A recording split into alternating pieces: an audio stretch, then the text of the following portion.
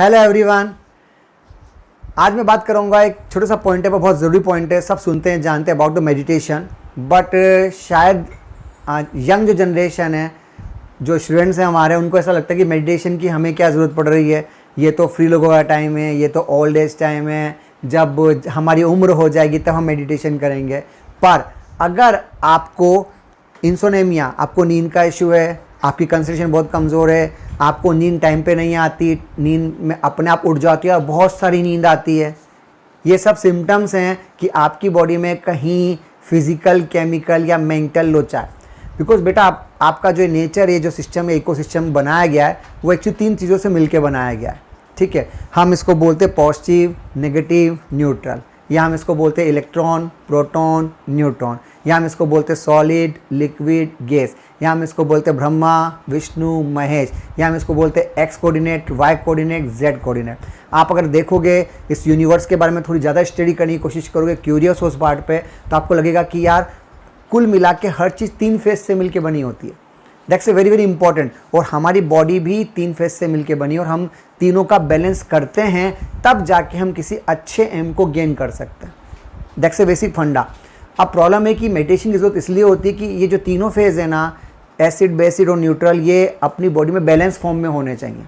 जैसे अगर आपने सुना होगा, देखा होगा कि स्टमक तक का मीडियम एसिडिक, इंटेस्टाइन का, स्मॉल इंटेस्टाइन का मीडियम बेसिक, और फिर जब लार्ज इंटेस्टाइन आता है तब तक जाके वो न्यूट्रल हो जाता है। तो ये तीनों इकोसिस्टम में बैलेंस सिचुएशन है। क्यों बोला जाता है कि आप ओम बोलिए? ओम का जो बेसिक हिंदू माइथोलॉजी कंसेप्ट है वो ये है कि ब्रह्मा का आ, विष्णु का उ, शिवम का म। ये स्टमक ब्रह्मा जी का पार्ट माना जाता है क्योंकि यहाँ पे आपका मीडियम एसिडिक है। उसके बाद जब आप आगे के लिए जाओगे तो विष्णु वाला पार्ट हो जाएगा। दैट्स द थीम कि वहाँ पे आपका मीडियम बेसिक है।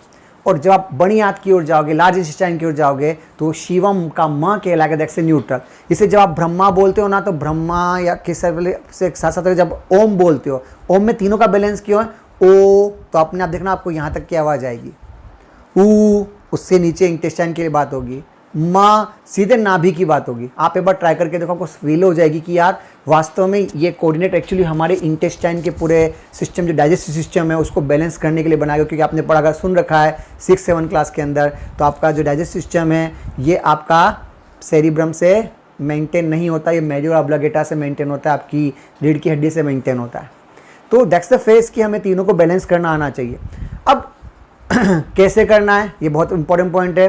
कब करना है, ये भी बहुत इंपॉर्टेंट पॉइंट है। वैसे ये सब काम ब्रह्म मुहूर्त में करना चाहिए, पर मेरे हिसाब से जो बच्चे पढ़ने वाले हैं उनके लिए ब्रह्म मुहूर्त नाम की कोई चीज़ नहीं होती। तो आप जब भी सो के उठते हो, उस समय, उठते समय अगर आप ये कर लो तो सबसे बेस्ट है। या फिर जब सोने के लिए जा रहे हो तब कर लो। सबसे बेस्ट तरीका है जब आप सोते हुए जब उठोगे मॉर्निंग में या दिन में, जैसा कि आप जानते हो, तो उस समय शुरुआत में जो 5 मिनट का फेज़ है, उसमें अपनी आंखों को आधा बंद और आधा ओपन करके रखिए। इसको बोलते हैं मिड फेज। मिड फेज का मतलब होता है कि जब सेरिब्रम और सेरिबेलम दोनों को कन्फ्यूजन हो जाए। आपको बता दूं कि जब हमारी आंखें खुली होती है तो हमारा जो सेरिब्रम होता है वो एक्टिवेट फॉर्म में रहता है, और जब हम आंखें बंद करते हैं, यानी हम नॉन लिविंग फेज में जा रहे होते हैं, तब हमारा सेरिबेलम पार्ट एक्टिव होता है। तो हमारे विचार आना कब बंद होंगे? तो या तो सेरिब्रम सोचेगा या सेरिबेलम सोचेगा। जब आप मिड फेज में आते हो तो ना सेरिब्रम को लगता है सेरिबेलम सोचेगा, सेरिबेलम को लगता है सेरिब्रम सोचेगा। तो वो ऐसा मिड फेज होता है जब हमारे मन के अंदर सारे विचार बंद हो जाते हैं। और जैसे विचार बंद होंगे ना, हमारे हार्मोन सब न्यूट्रल हो जाएंगे, क्योंकि हम अपना हार्मोन कंट्रोल सेरिब्रम और सेरिबेलम के कन्फ्यूजन से शुरू होता है। इससे बोलते हैं कि अगर आपका कोई भी फेज ऊपर नीचे है, ठीक है, तो उसका बेसिक तरीका है कि आप अपने इस वाले पिट्यूटरी हार्मोन्स वाले पार्ट को एक्टिवेट करो। अब एक्टिव का मतलब, अगर आपको गुस्सा है और आपने मेडिटेशन करके और गुस्सा बढ़ा दिया तो आप फंस जाओगे। अगर आप बहुत ठंडे हो और आपने बहुत कूलनेस आ गई तो और ज़्यादा ठंडे हो जाओगे, तो काम करना बंद कर दोगे। तो हम एक्चुअली ये चाहते हैं कि आप अपने आप को नॉर्मल रखिए, जैसा कि नेचर चाहता है। तो उसके लिए जो तरीका वो ये होता है कि आप मिड फेज में रहो, मतलब अपनी आँखों को आधा खुला रखिए, आधा बंद करिए, हाफ ओपन सिचुएशन में कुछ समय तक ओम की चैंटिंग करो, और वो भी पिट्यूटरी को ध्यान में रखते हुए, ताकि पिट्यूटरी को बार बार प्रेशराइज किया जाए मन से कि भैया तुम प्रॉपर एक्टिवेट हो, आप अपना काम ढंग से करो। इसका मतलब ये होता है। और जब ये काम अपना आप ढंग से करेगा ना, तो एक टाइमिंग के हिसाब से अपने आप सब टाइप के हार्मोन क्रिएट करेगा, और वो सब हार्मोन्स आपके लिए ज़रूरी हैं, बेसिक फॉर्म है, ताकि आप अपने आप को ढंग से आगे बढ़ा सकें। क्योंकि आप मन से बहुत अच्छी तरह से स्ट्रॉन्ग है कि मुझे पढ़ाई करनी है, फिजिकली भी आप बहुत स्ट्रॉन्ग है कि यार हम तो बहुत घंटे 5-7 घंटे बैठ के काम कर रहे हैं, बट साइकोलॉजिकली जो आपका हार्मोन्स पार्ट होता है, जो आपके बाकी सब ऑर्गन्स को इस फॉर्म के लिए क्रिएट करता है कि भैया इस काम को करने में मदद करो, वो हार्मोन्स तभी सीक्रेट होंगे जब तुम उसको ऑर्डर दोगे सीक्रेट करने के लिए।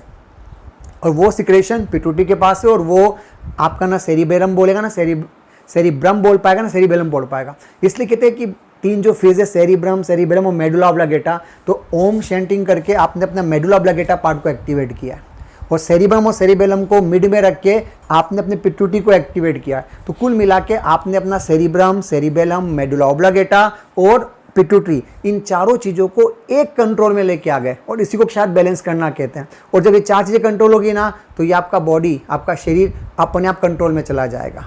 दिस इज द पार्ट, इसको बोलते हैं 5 मूलभूत सिद्धांत कंसेप्ट। तो इस तरह से आप अपने आप को ज़्यादा सही तरह से एक्टिवेट कर पाओगे, और आप ज़्यादा अच्छी तरह से जो भी आपका पढ़ाई का एम है वो कर पाओगे।